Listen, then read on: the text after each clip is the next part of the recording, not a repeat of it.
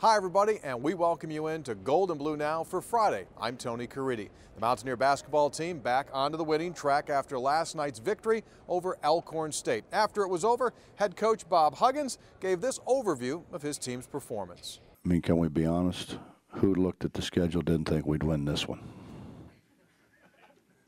I mean, let's be honest. You know, and then I didn't. I told them that. I don't lie to them.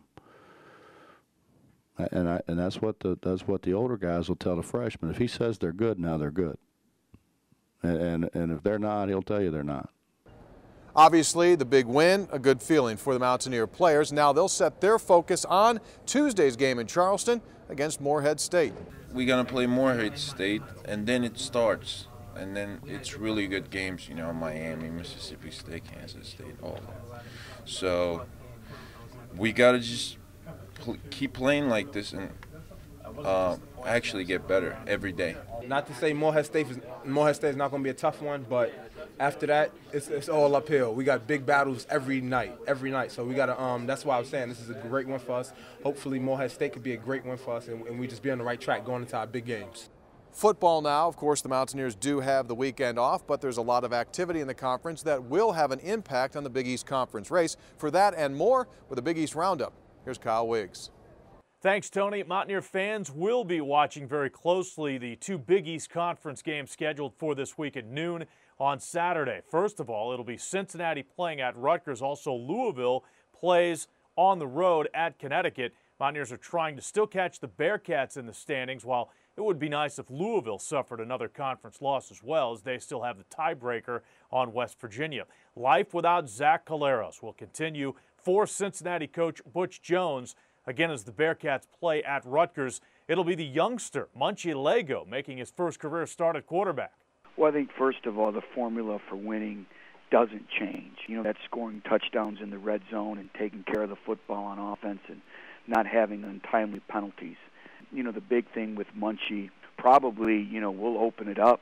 The Cincinnati defense will have its hands full with the Big East Conference Offensive Player of the Week. Mohamed Sanu, the standout receiver for Rutgers, had 13 catches, 129 yards last week as Rutgers beat Army.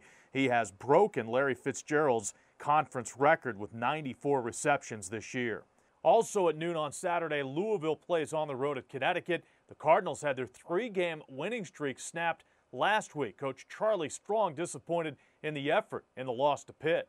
To come off a big win over West Virginia, you would have thought this team would have been ready to come and play, but that's what happens a lot of times when you're trying to get a program rebuilt, that the focus isn't there. When it has to become a habit, 1-3 in a row, and then start listening to too many outside influences that made us, you know, the guys just wasn't ready to go play. The only other Big East team in action this week, South Florida steps out of the league to take on Miami. The Bulls beat the Hurricanes 23-20 in overtime last year. Miami's coming off a loss to Florida State. South Florida snapped a four-game losing streak with a victory last week. Reporting for Metro News Television, I'm Kyle Wiggs. Thank you, Kyle. And now some details on the Pitt offense that will come into Morgantown next Friday. Now, you know that Todd Graham was known for big offensive numbers during his days at Tulsa, and he promised the high-octane offense when he came to Pitt. Well, so far, it hasn't happened. Pitt currently ranks 6th in the Big East, averaging 26 points per game. They're 4th in the conference, 77th in the nation in total offense at 371 yards per contest. In the past, his offenses have been ranked in the top 10 in total yards in 3 of the last 4 seasons. Junior quarterback Tino Sinceri has struggled getting used to the offense. He was benched earlier this season, but since his return, he's been solid. He's averaged 278 passing yards since he's come back. He's thrown for 4 touchdowns and just 1 interception. Panthers' running attack took a big blow when Ray Graham was injured, now being led by senior Zach Brown. Brown has run for 269 yards this season, and he's averaged 70 yards per game in his 2 starts. The Panthers, of course, have the weekend off like West Virginia following that 21-14 victory on the road at Louisville. So, for the weekend, things are going to get a little bit quiet here. The Mountaineer basketball team now has completed its work with a victory here tonight over Alcorn State, and the Mountaineer football team will get things going again on Sunday as they continue prep for the Pitt Panthers. That'll do it for us. Thanks for being with us. A Friday edition of Gold and Blue Now. I'm Tony Caridi.